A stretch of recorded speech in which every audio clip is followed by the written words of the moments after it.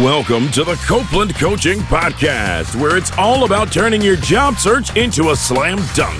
Your host is Angela Copeland.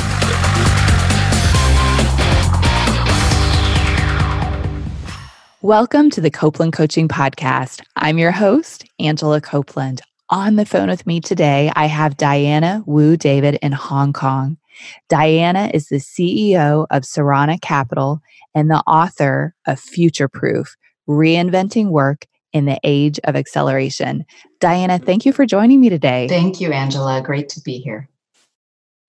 Well, I had the opportunity before we talked to watch your TEDx talk, and it's entitled The Difference Between Running and Running Free. And, you have had such an impressive career, so many accomplishments from the very beginning with your education to your work experience over the years.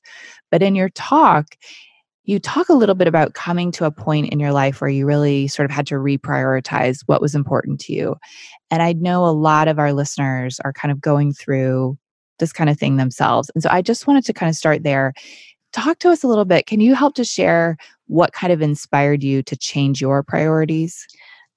Yes, of course. I think that the TEDx talk that I did was really the first time that I had the opportunity to look at it. And as you know from watching, the catalyst was my best friend from college who really was my partner in crime. And, at that time, we were well after college and spoke every week. I was in Hong Kong and she was in Germany. We could see each other every year, but really the person that you rely on, your best friend. And she went through her own crisis in her life and took her own life. Really shocking to me. And so when I found that out, it just really turned things upside down. In part because we, they say we are the sum of the people we surround ourselves with. And we had gotten into a place where both of us were fairly successful in terms of our jobs and whatnot. But there were so many other things that were important that seemed to be put off again and again. And so her death was really a wake-up call. And I should say for other people reprioritizing, people think that that's sort of this moment where everything changed. And I would say some people might relate. I was shocked. It was a really difficult year. I doubled down at work. I really did just do more of the same for a number of years before it finally percolated into something that was a big change in my life. And I changed my work significantly as well as other things in my life.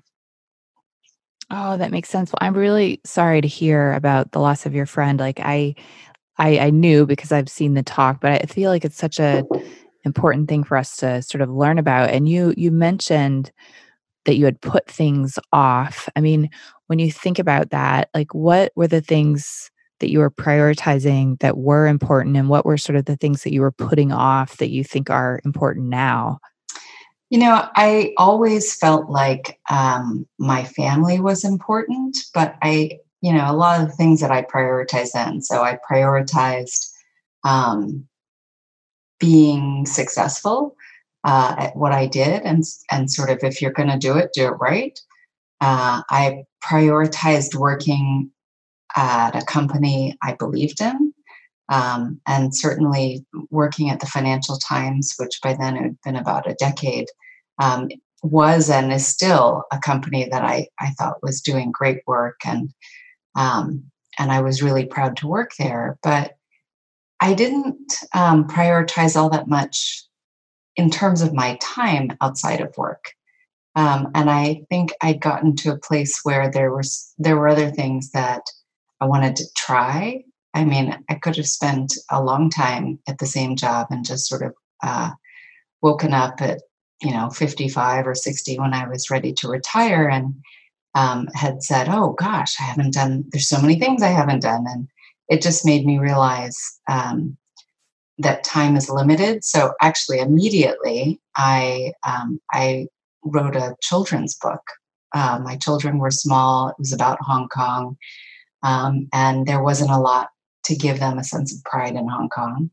And so those are the things where every time that she and I had talked, we'd say, "Oh, we should go back to school." "Oh, but we're too busy," and it just like that no longer became a valid excuse. And "Oh, I should exercise, but I should spend time with my family, but there's this meeting." I mean, all those things I looked at with much more intentionality than and action than I had before, and prioritize them more. Absolutely. That makes sense. I like the way you said time is limited. I mean, I think, sometimes, especially, I know for me, when I was very young, people would talk about sort of having it all and doing everything, and which sounds really great. I mean, based on sort of this experience that you've been through and sort of reprioritizing, do you feel like this idea of having it all is realistic, or like where does that sort of play into the prioritization conversation? Well, I think that certainly the shift has been having it all with a lot of external validation.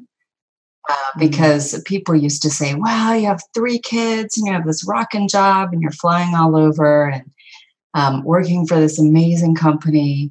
And I did feel like, kind of pinch myself, not every day for sure, but some days I felt like I was getting away with it. And other days I thought I was doing everything at about 50% and failing at everything. But I just was running so fast and so hard that it was just really not sustainable. Um, and uh, and I mean, everybody's different. I'm sure that somebody else could have handled it, and that there's that sense you have of, well, everybody says this is so great, but I'm feeling like this is really unbalanced, and that I'm really struggling to keep up. Um, Versus now, when having it all, I spent a lot of time thinking about what that means, and what it might mean, kind of as I was looking back from being much older, and what I felt like I might have missed, or the time that I spent with friends or kids, or writing, or just doing things that were more in the moment, and less what I should do and more about what I felt would make a great life. It makes a lot of sense. It's interesting how you mentioned what you should do, because I do think very often we're trying to do what we think we should. Oh, yeah. Sometimes. And I did, and I was really good at it. And that was part of the Right. problem. Yeah. Yeah. Well, you mentioned writing. And so, speaking of writing, in your book, Future Proof, you talk about reinventing work and reinventing our work in the age of acceleration. And I'd like to kind of dive into that. But I think before we do, help us to understand, when you talk about the age of acceleration, what do you mean by that? So the age of acceleration is based on several decades of working in digital transformation and consulting, and or within a company. Uh, it is really the fact that things are transforming, things are changing so much more quickly than they ever were before. So, of course, things have always changed. And my kids are, totally floored. And even business school students, when I talk to my business school students about the fact that we didn't have Google for education, they were like, "What? How did you find out anything?" Um, but now we're looking at paradigm shifts, and in um, certainly technology and the new things that are coming down the pike. Right now, it's automation and AI, but even small technological shifts. My first job working for Henry Kissinger, I took all the letters that we would send out to to Boy Scouts and he would sign them, but they were typing them up on typewriters. And I was like, you can just use MS-DOS and print them one after the other. And like, mail merge didn't even exist. So that was many, many years ago. And technological advancement has gone from, hey, did you know you don't have to use a typewriter, to really, if you're in digital marketing, there's like a new opportunity to use technology, and which is transforming the business almost every day. And then globalization is making shifts even more pronounced. And then on top of it all, longevity means we're going to be working and around for a lot longer to see all those shifts that are taking place, in every couple of years.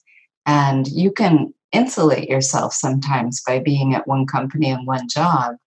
But I found, actually, having left to be in my own company, that A, there was a lot going on outside that I wasn't aware of, and B, there was a lot I could take advantage of to make my work more flexible and collaborate with my clients. Was really empowering. So I look at it really optimistically, but as well as something to really think about as you consider your career. And a requirement of your job should be that you're keeping up with what's going on. Mm-hmm. I totally agree. There's a book, and the title is escaping me. I think it was written in the 60s or the 70s, about sort of like the change of pace of acceleration. And, I think it talked somewhat about, it took us, change used to be very slow, but now everything changes so quickly. And you mentioned digital marketing. My corporate career is actually in digital marketing. And years ago, yes, I know about that. Years ago, I was hired by a company that brought me in to lead their digital like customer acquisition efforts. And when I started at the time, which was 2006, when I started that job, or 2007, there was a group of people at the company that were selling ads in the Yellow Pages books. Wow. There were 40 or 50 of those people, and there was one of me. And my work was very, very scalable, because it doesn't take any more work to spend more money online. Whether you're spending $100 or $1,000, it's the same amount of work. And by the time I left that particular job, that entire team had dissolved.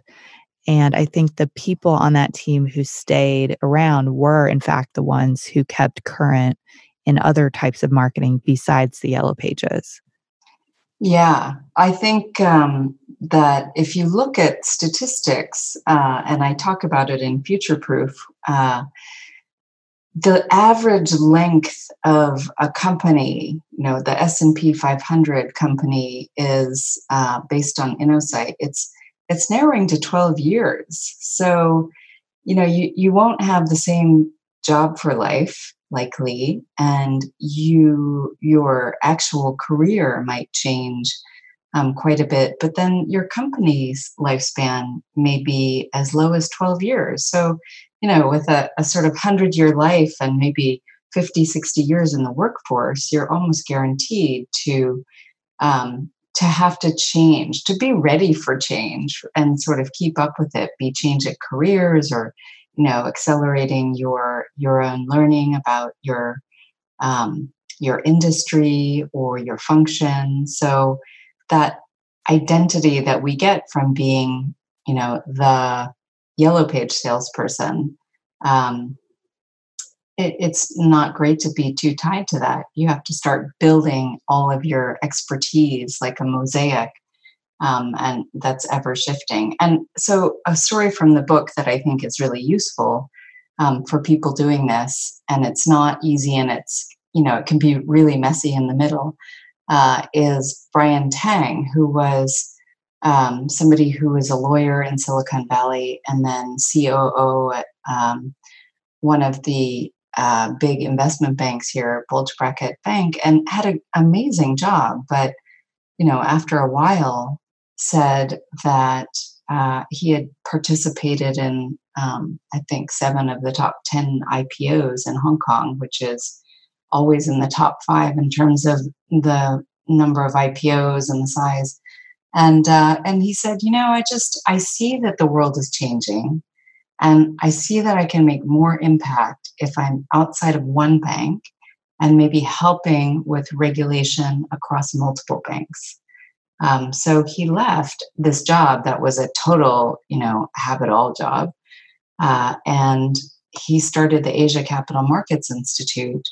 And he also started a company that was helping children to do technology and get into the maker movement. And at the time he did that, people were like, what have you done? What do you, like they were excited for him. But I think from a career perspective, the other one looked so much better.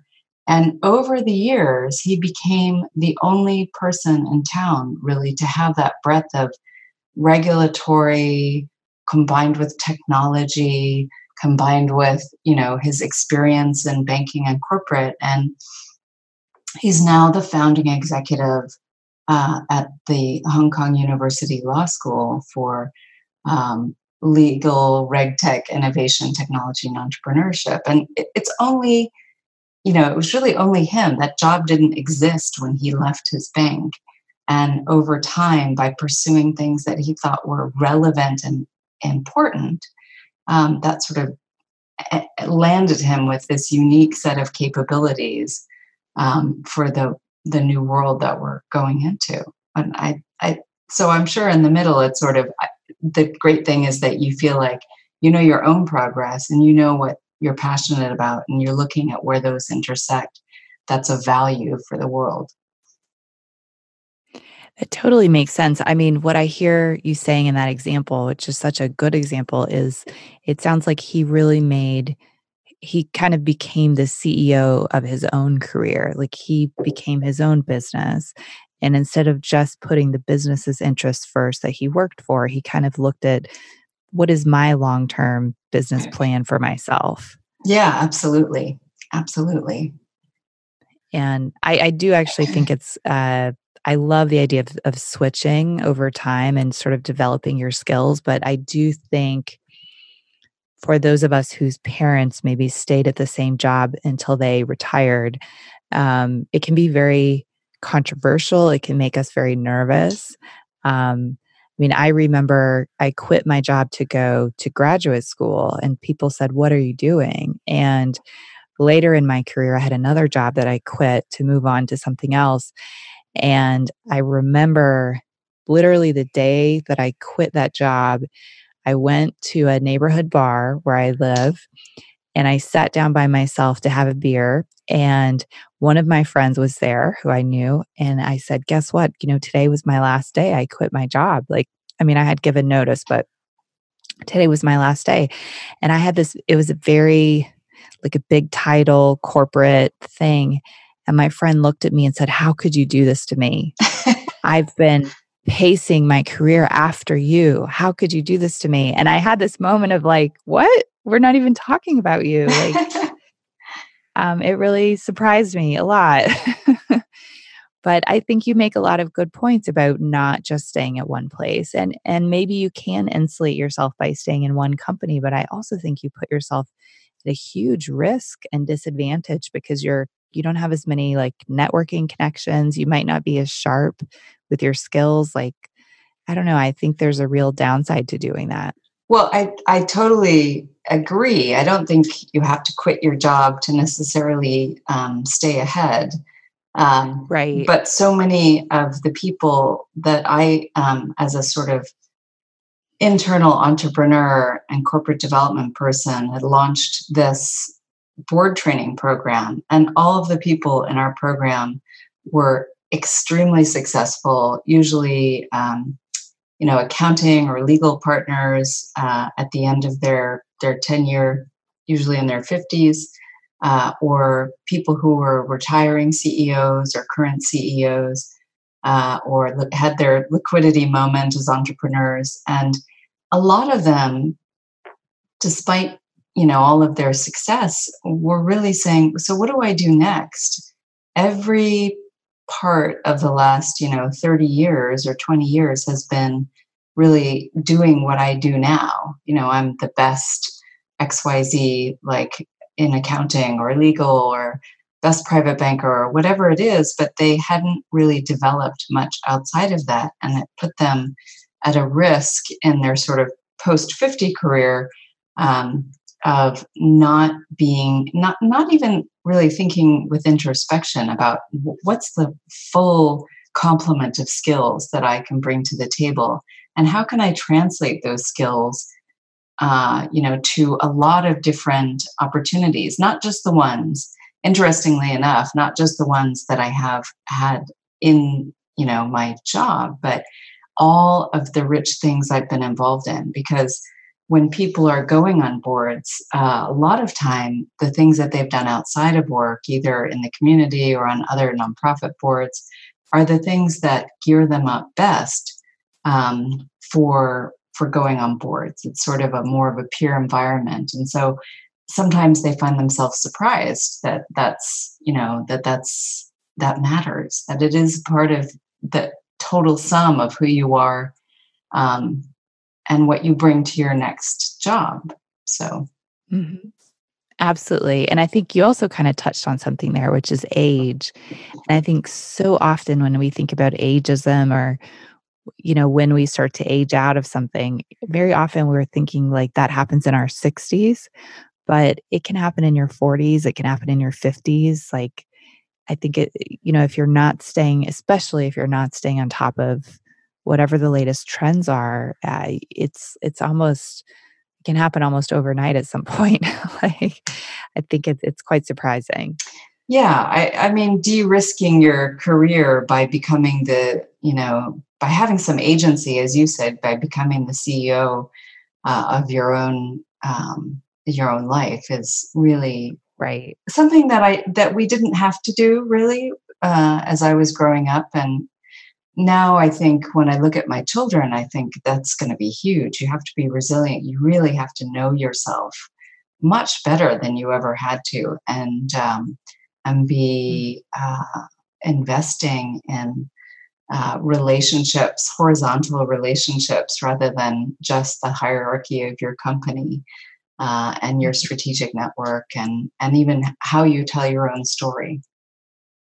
Absolutely. Well, speaking of sort of investing, in your book, you have a chapter that's actually titled Invest in Yourself, which I think is a fantastic title.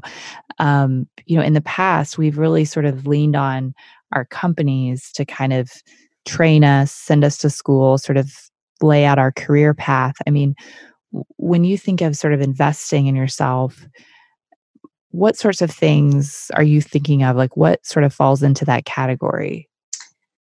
I think that in the book I talk, and it's very much how to in some of the middle sections. So in the book I talk about just defining your values, really taking time to reflect and holding some space for that. But then on a very action-oriented basis, because sometimes that seems daunting, you can learn outside by experimenting. So really taking, at the very minimum, sort of taking a class online, or going out to discover what it is you think would be the most interesting sort of next skill within the realm of your own expertise, or even experimenting to learn more about what you like. So when I was in this period post my friend's death, I remember thinking, okay, I'm very entrepreneurial. I have a great opportunity to be entrepreneurial within, a 125-year-old company, but I'm just going to do a startup. And I remember a friend of mine saying, what are you, crazy? Like, you have 3 young kids, and if you do a startup, it's not like you're going to be able to be around more. like you say, you want to be. And so I looked for opportunities to, I guess, go back into that world without quitting my job. And one of them was through an incubator. And so I joined their advisory board, and they said, "Come, be a partner. It's going to be great," and it would have been fun. and um, and I think I wouldn't have had to travel so much. So that was appealing. But ultimately, after speaking to my husband, he was like, "Could you do it in a way that's not sort of burn all the ships on the beach?" and I decided to go on the advisory board, but really be intentional about it. Say, okay, I've been in investing in the past for venture capital. Maybe this is something I want to do more for angel investing. I can do this. I can learn what I like about it and what I don't like about it. And it was really helpful. I spent once a month on a board call, and I spent more time with entrepreneurs, and it really helped me hone what I wanted to spend my time on, and made me realize that becoming like a full-time angel investor really wasn't it, because there's so many aspects of that job I'd forgotten. I love advising companies, but a lot of it is, financial negotiation and what price you come in at and how the deal's structured. And I thought, if I have to spend 90% of my time doing that, when I really want to spend it with people, maybe that's not such a great thing. So in so many ways, starting small with some kind of small bet is a learning opportunity. It doesn't have to be a class. We learn by doing. And by perpetually feeding that back into both our capabilities, what we like to do, and even our narrative about what we can do and the story that we tell other people. I really like that, especially you mentioned like starting small and actually just doing. I remember, like in my case, when I first got into digital marketing or wanted to, I remember volunteering at some nonprofits that needed help with social media, and going to them and saying, "Hey, I'm willing to, do this for you." At the time, Facebook was new, and I was saying, "I'm willing to set up a Facebook page for you and develop a strategy over this period of time. If in return, if I can put that on my resume." Mm-hmm. And it was something where I donated my time, but I was able to learn about it and learn if I liked it. And I think there are a lot of different ways that we can test things out before we completely throw ourselves into something new. And sort of not only do we figure out if we like it, but it gives us credibility in some way in that area that we've actually tried it before. Yeah, absolutely. And my children's book was my first, I think, experiment in that way. And, I knew I wanted to write a book. Ultimately, I love to write and I love to tell stories, and that's important to me. But that happened based on somebody I knew saying, "Oh, I've just written a children's book," and me saying, "Gosh, that's one of the things I keep saying I'm going to do." And literally within a 3-month period, we had decided that we would, it's Hong Kong ABCs. It's not like some super imaginative concept. But it really fit the purpose for doing something for my children and even scratching that entrepreneurial itch.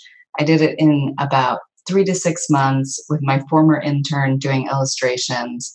And we would meet for 3 hours on a Saturday morning before everybody kind of in my household was up, or, when they can kind of entertain themselves, or my husband could entertain them. And we donated all the profits to Room to Read, and it's like 7 or 8 years later, and it sold 20,000 copies. And it's, Wow. and it's so funny because, if somebody had said, "Oh, you're going to do a children's book," like that doesn't have anything to do with your career. And yet, Right. fast forward, like I'm very dedicated to Hong Kong's, I sit on the board at the American Chamber, and I remember being introduced to the chief executive, who's sort of like the head of the Hong Kong government. And despite all of my very important career achievements. The chairman of Bank of New York Mellon turned to her and said, "Oh, she works for the Financial Times. And by the way, did you know she's the one who wrote Hong Kong ABCs?" And that was the interesting thing for her. So you just never know when all of your kind of the strands of your investments are going to be important. Oh, that's such an incredible story. That's great. And I think sometimes these sort of side projects open up something in us or teach us something about ourselves that we maybe wouldn't have known otherwise. Absolutely. Yeah. Well, you have a blog post that I saw that really caught my eye, and you write about your minimum viable lifestyle. And I love this concept. Share with us a little bit how can having a financially sustainable lifestyle help us in our careers? Well, I thought a lot about what I'd like to provide for my children, and I interviewed hundreds of people for Future Proof. And one of the things that I noticed is sort of when you think about the challenges to overcome, one of them is time, and one of them is financial, because we feel like we can't possibly do something different because generally we have, this sort of base of whatever it is that we've kind of built for ourselves. And there's a certain amount of almost shame in saying that you don't want that. It's kind of like your conversation in the bar. What do you mean? I mean, I think people look at it and they feel like it's almost a reflection on them, and and the things that they have. So minimum viable lifestyle is really much of this is from my years in digital transformation, is being the minimum viable product, MVPing your life, like taking small bets, going ahead, seeing what works, doubling down. And minimum viable lifestyle was just this idea that, what is the minimum? A lot of stories that I heard were, I decided to change and I really thought about what that would look like, and I planned for it. And it's one of the women that I talked to she was an SVP of sales, and she really wanted to write full time. And she was like, I knew I had to scale down and live, in maybe a 1-bedroom apartment in the US instead of a big house, which is what I kind of built for myself as I was having my family. And I thought, okay, if I really want to do this, what's the worst that can happen, right? Tim Ferriss calls about fear setting. It calls it fear setting, where you're like, what would be the worst? And really thinking, what is the minimum you need? And how can you make it as kind of streamlined as possible, right? We need a roof over our head for those of us who have become accustomed to that. I don't know if the new generations could just go sort of hopping from Airbnb to Airbnb. But I'm in the middle of my years, so I can't do that with my family.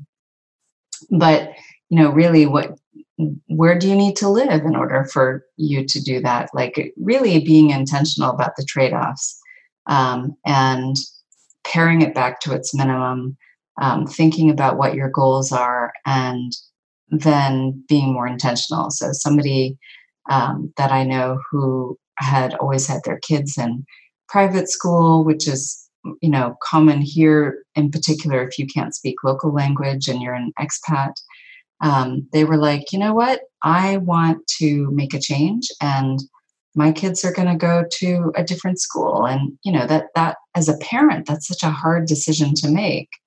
But when you're looking out and you're thinking, I want to go back to school, I want to go to art school or whatever it is, but it's going to mean my kids go to not the fancy private school, but to, public school. But what else are they going to learn? It's going to make a change in your life that could be transformative. And for my own kids, they've said, my daughter in particular, who's the oldest, said, I learned, Mom, from you that sometimes you have to take risks to get what you really want. Oh, She's a smart cookie.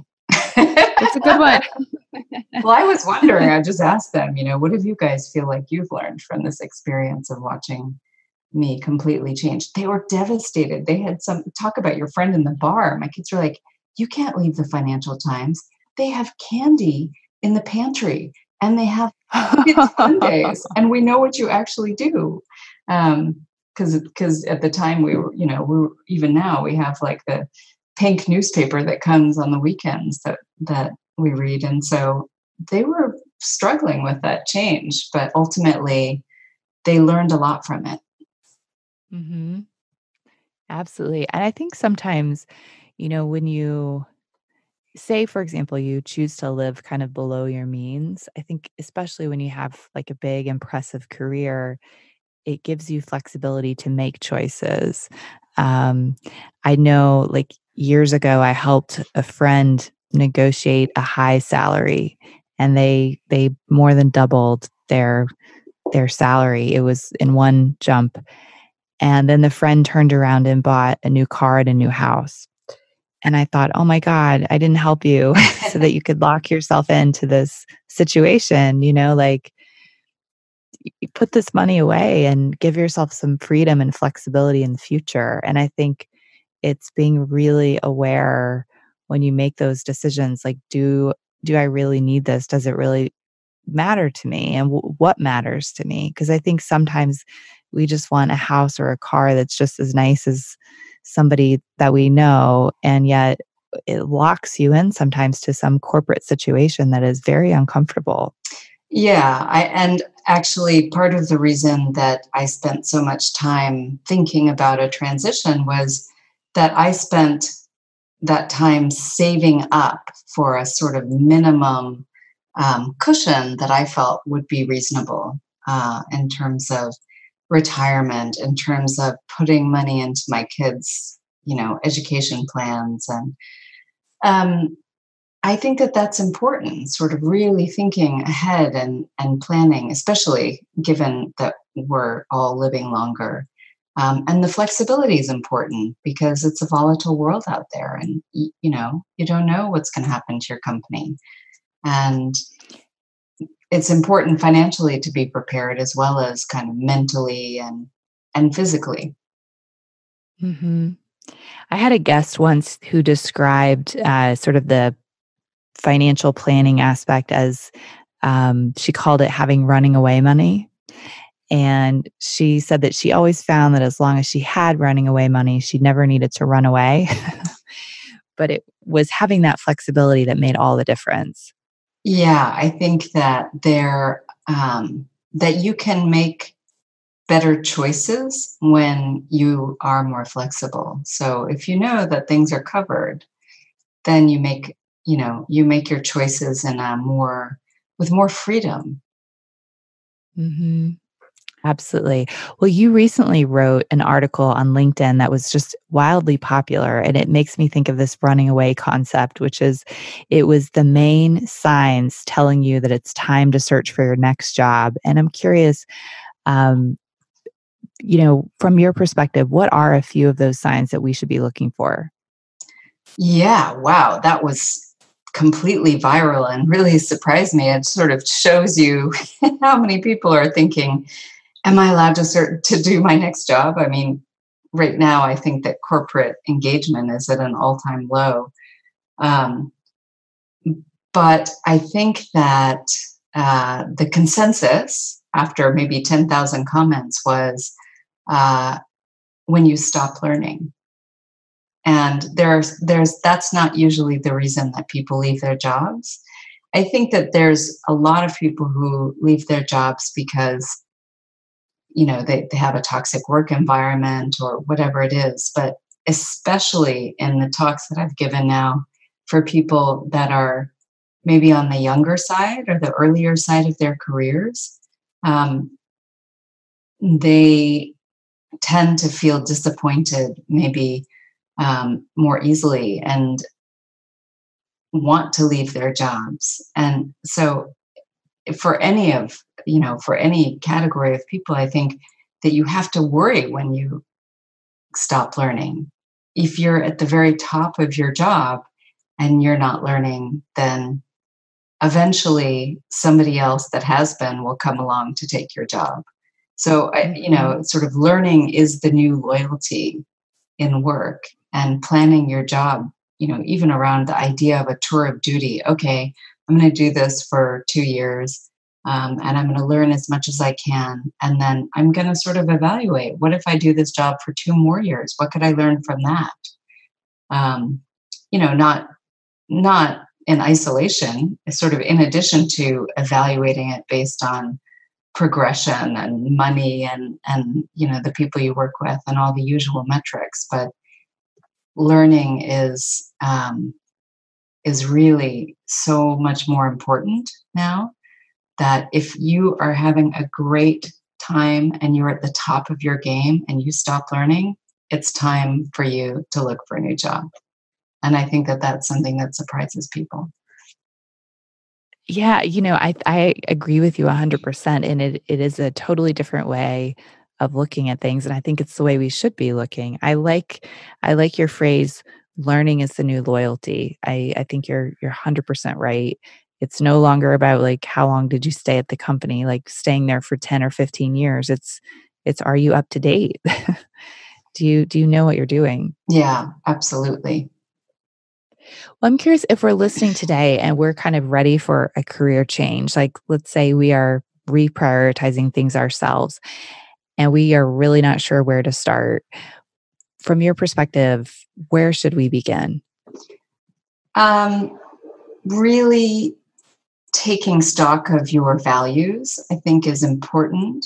And, in Future Proof, I have a whole section before the steps that you can take about locking in your values and, what is it that's important to you? And I know that that kind of self-reflection is hard, but I think it's really necessary. So one of the things, and there's stuff online where the VIA character survey, and Imperative has one on purpose, and Gallup's does Strengths Finder. I think that those are worth investing in to get a better sense of, your personal requirements. So, for instance, for me, I spent some time doing that and realized that learning is, a huge value for me. And if there's anywhere where I'm not learning, then I just lose motivation. But also being able to sort of strengthen a community and provide a network, and that's also hugely important to me. So if I can find a position or a project where that's the goal or that's a part of it, then I'm also more motivated. And so taking that time, I think, is really important. It can be somewhat daunting. I have a course based on Future Proof, the book, that's just starting in September. And the people that I've been talking to in terms of what they want the quick fix. They want to say, like, how can I change my LinkedIn profile to transform my life or my career options? But I do think that it is worth even just a little bit to have some self-reflection about what you want your life to look like, how you want to feel, what happens day to day. And then you can really go to test those things. So experimenting, because if you're really struggling with the career you're in, it means that you're not that happy, but you're not really sure where to go from there. So identifying potential opportunities and adjacencies maybe to the career you have, and trying to find ways to expand into, if you're in accounting and you want to transform into go sort of in-house and do more business analysis, or go into big data, then finding opportunities like your example even of volunteering for a nonprofit that needs that can kind of take what you have and has a project that can expand on that, is really useful and can free you up to even see yourself in a different way and you can get feedback as to how you're doing. And I think that just start, is sort of the entrepreneur's mantra, but also for a job seeker. Find something small to do and just start. Book an hour of your time on Saturday and decide what's important to you and go online and, figure out what some of the values you are and how you want your job to look like in the future, what it is that you really want, and visualize it and paint it. And not just the title and the money, but like, what does it look like? How does it feel? What kind of people are you working with? I think that we forget that sometimes. Absolutely. I like that a lot. And I like the idea of just start, because so often when we find ourselves in this situation, we tend to kind of ruminate and stay in our brain trying to figure it out like it's a puzzle, versus when you're actually taking action. I think you're likely to learn more and, make more progress. And I also really like you mentioned, the different testing tools or buying books, and all of those things cost money. And sometimes people say, well, that's really expensive. But at the same time, I think about things like a car, and I think, how much extra would you pay to have a car that you really like, and how important is that compared to whether or not you're happy every day? I think the investment into things like, uh, Strengths Finder, or purchasing other books, it's a tiny investment compared to some of the other things that we spend money on that don't even matter at all. Yeah, absolutely. And a lot of it is free, and a lot of it is time. What we do is say, oh, I can't possibly do that, it's expensive. Or really, when you talk about investing in yourself, I remember waking up and thinking, wow, I am so dedicated to figuring out like what we're going to do for next year's, budget. And I don't spend nearly the same amount of time thinking, what am I going to do for my own life? Like, what are my learning goals for next year? What kind of time am I going to put towards that? What kind of resources am I going to put towards that? And I remember thinking, what if I spent as much time investing in myself as I do investing in my company's success? What would that look like? Right. Exactly. I totally agree. Well, I want to ask you one last question. And if you don't have, I'll say this. I talk to job seekers all the time who want to move to another country. And there was a period of time where I interviewed a ton of guests from different countries. And I would always say, if we want to move from the US to another country for work, like, what tips do you have? And they would always say, I have no tips. Wow. But they were primarily from those countries and had not themselves probably moved from one country to another. But since you have been in that experience, I thought I would ask you if we are currently in the US, but we're interested to move abroad to work somewhere else, do you have any tips for us? Well, yes, I think that it's such a learning experience to be able to spend a year, or even less, or in my case much more, in a different country. It just, one of the things that I teach in the business school is the idea of feedback and communication, and really being able to have a diverse team. And even if you're not moving abroad now, we all have often virtual teams. I've spent my life heading up a regional team with people from all over Asia, in Australia and Japan and Korea and China. And so I think that those skills of cross-cultural communication, or even just cross the aisle communication, are really important now. If you want to move abroad, I would say set it as a goal and just figure it out. I felt that way in my 20s. I went into consulting, and I thought that I would get to spend much more time abroad than I did. And but I kept asking for it. My partner would say, "No, why? You're doing really well here. Why would you want to do that?" And they did actually put me into a project in Korea for a while, which was terrible. But it was a great experience, kind of in retrospect. And ultimately, I came out in my 20s because I took 10 months off of my job. I had applied to the Henry Luce Foundation. Henry Luce started Time Magazine, and they send Americans abroad under 30 and sort of a leader in their field. And the whole idea behind it is cross-cultural communication and learning and kind of making the world a smaller place.